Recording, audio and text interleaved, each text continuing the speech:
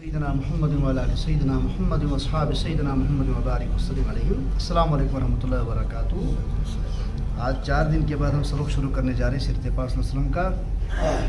4 دن کا ناغہ رہا. آج کا سبق ہے سبق نمبر 205 جس کا عنوان ہے زنجیروں میں جکڑے ہوئے ابو جندل رضی اللہ تعالیٰ عنہ اور مسلمانوں کا کڑا امتحان. ہم پڑھ رہے ہیں صلح حدیبیہ کے واقعاتوں کو پڑھ رہے ہیں. صلح حدیبیہ میں جو آپ صلی اللہ علیہ وسلم اور مشرکین مکہ کے درمیان میں حدیبیہ کے مقام پر جو شرائطیں طے کی گئیں، 4 شرائطیں طے کی گئیں اور یہ ساری تفصیل ہم نے پڑھ لی تھی. پھر اس کے بعد کس طریقے سے آپ صلی اللہ علیہ وسلم کا رسول اللہ نام صلی اللہ علیہ وسلم کس طریقے سے کٹوایا گیا یہ بھی ہم نے پڑھ لیا تھا. اور اب اس کے بعد جو شخص مشرکین مکہ کی جانب سے شرائطیں طے کرنے آیا تھا حدیبیہ، اس کا نام تھا سہیل. اب ایک بہت بہترین بڑا زبردست واقعہ یہاں پر نقل کیا سیرت نگار نے کہ ابھی صلح نامہ لکھا ہی جا رہا تھا کہ یہاں ایک بڑی آزمائش آن پڑی مسلمانوں پر. وہ یہ کہ ابھی صلح نامہ لکھا ہی جا رہا تھا کہ صلح نامہ لکھوانے والے سہیل بن عمرو کے بیٹے حضرت ابو جندل رضی اللہ تعالیٰ عنہ سچے پکے مسلمان ہو گئے. کس کے؟ جو صلح نامہ لکھوانے کے لیے مشرکین مکہ کی جانب سے نکلا ہے، لیکن گھر والوں نے زنجیروں اور بیڑیوں سے جکڑ کے رکھا ہوا تھا، باندھا ہوا تھا کہ کہیں مسلمانوں سے نہ جا ملے. یہ کسی طرح بیڑیاں گھسیٹتے رسیاں کاٹتے کسی بھی طریقے سے صلح حدیبیہ کے مقام پر پہنچ گئے.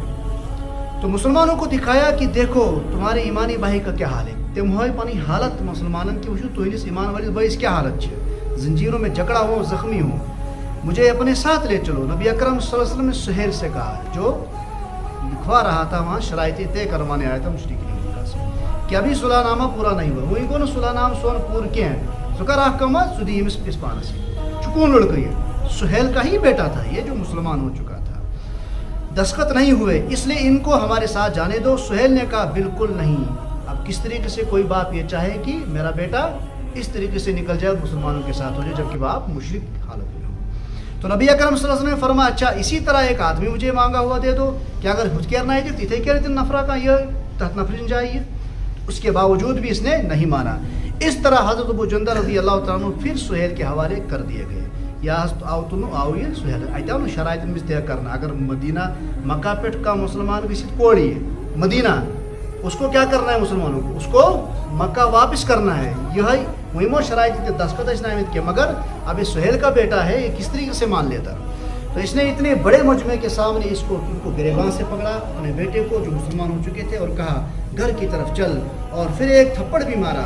حضرت ابو جندل رضی اللہ تعالیٰ نے چیخ مار کر کہا او مسلمانوں مجھے پھر مشرکوں کے حوالے مت کرو. ان کا واریہ زیادتی مسیدیں مجھے دین سے پھیرنے کے لیے بڑی مصیبتوں کے پہاڑ مجھ پر توڑ دے گے.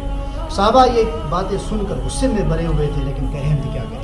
نبی اکرم صلی اللہ علیہ وسلم کے سامنے بالکل خاموش تھے جیسا کہ ان کے ہونٹوں پر تالے لگے ہوئے اور ہاتھ بندھے ہوئے ہوں. نبی اکرم صلی اللہ علیہ وسلم نے یہ منظر دیکھ کر فرمایا ابو جندل ثواب کی امید پر صبر کر. سو تھا بھی اس کے مصیبت چھوی کے صبر پڑتا صبر سو جلدی اللہ تعالیٰ آپ کے لیے اور دوسرے کمزور مسلمانوں کے لیے چھٹکارے کے کوئی راستہ نکال لیں گے. اب صلح ہو چکی ہے، ہم وعدہ خلافی نہیں کر سکتے. یہ اس امی بات کیا گو اسی واقع کو مسلمان پہ ٹھیوس آفت آئی، مطلب ایک عجیب قسم کا منظر کشی ہو رہی تھی ظلم و جبر کی ان کے سامنے مسلمانوں کے سامنے، لیکن صلح نامہ لکھا جا چکا تھا. اب دل کے جذبات لے کر حضرت عمر رضی اللہ عنہ اٹھے اور نبی اکرم صلی اللہ علیہ وسلم کے دربار میں حاضر ہو گئے.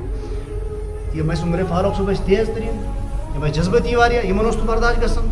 یہاں ذرا رک کر اس صلح نامے پر ایک بار نظر مارو کیا ونن چھ وۄنۍ حضرت عمر فاروق صاحب ناز در رکھیو تو دیو نظرہ تو یہ ذاتی حیثیت فرمویو. حضرت ابو جندل رضی اللہ تعالیٰ عنہ کے قصے پر غور فرمائے یا دیو تو نظر صلح نامس بے فرمائی تو یہ ابو جندلس پر آگو ظلم کرنا ات پر تکری تو غور ذرا کہ سب کچھ برداشت کرنا اور اپنے بھائی کو مشرکین کے حوالے کرنا کوئی آسان کام ہے. دلوں میں کیسے کیسے خیال بلکہ جذبات آئے ہوں گے، لیکن صحابہ کرام کے ہونٹ سلے رہے. صرف حضرت عمر رضی اللہ تعالیٰ عنہ ہمت کر کے دربار نبوی صلی اللہ علیہ وسلم میں حاضر ہوئے اور عرب سے عرض کیا یا رسول اللہ صلی اللہ علیہ وسلم کیا تو چون حقس پیٹ کیا آپ حق پر نہیں ہیں؟ نبی اکرم صلی اللہ علیہ وسلم نے فرمایا کیوں نہیں. عرض کیا پھر ہم کیوں اس طرح دب کر صلح کریں؟ اگر اس حقس پیٹ چھے تو جو حقس پیٹ ہم دب کر کیوں صلح کریں؟ رحمت عالم صلی اللہ علیہ وسلم نے فرمایا میں اللہ کا رسول ہوں اور حق نبی ہوں، برحق نبی ہوں. میں اللہ تعالیٰ کی نافرمانی نہیں کر سکتا. اللہ تبارک و تعالیٰ کے سوئم ضرور مدد حضرت عمر رضی اللہ تعالیٰ نے عرض کیا کہ آپ صلی اللہ علیہ وسلم نے یہ نہیں فرمایا تھا کہ ہم خانہ کعبہ کا طواف کرنے کے لیے نکلیں گے کریں گے؟ تو رحمت عالم صلی اللہ علیہ وسلم فرمو توڑی امی گھر سے آئے نہیں امنی کہ ہے کرو خانہ کعبہ طواف کرو گے. تو آپ صلی اللہ علیہ وسلم نے فرمایا میں نے تھوڑا یہ بھی کہا تھا کہ اسی سال کریں گے، اس سال ممکن نہیں اگلے سال کر لیں گے. عرض کیا گیا یہ تو نہیں فرمایا تھا. حضرت عمر رضی اللہ تعالیٰ عنہ وہاں سے اٹھ کر معاشی نے دلس بے چینی آسان اخ قسمچ تتہ گئی ورتھ گئی کس نش حضرت ابوبکر صدیق صوبس نش کہ تتہ کرا بہ ذرا پنہ دلیال تم کیا ونن. ان کے سامنے بھی یہی باتیں پیش کی. یہ ٹچس نبی پاک صلی اللہ علیہ وسلم کر ونک تی ونک تت تہ، لیکن قدرت کیا تھا عجیب اتفاق تھا کہ انہیں بھی وہی جواب ملا جو رسول اللہ صلی اللہ علیہ وسلم کی طرف سے حضرت عمر فاروق کو جواب ملا. تو صدیق اکبر رضی اللہ تعالیٰ عنہ کی جانب سے بھی حضرت عمر فاروق کو وہی جواب ملا.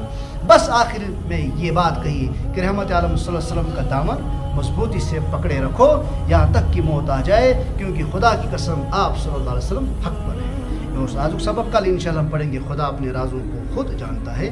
وصلی اللہ تعالیٰ علیہ خلق محمد و علیہ وسلم.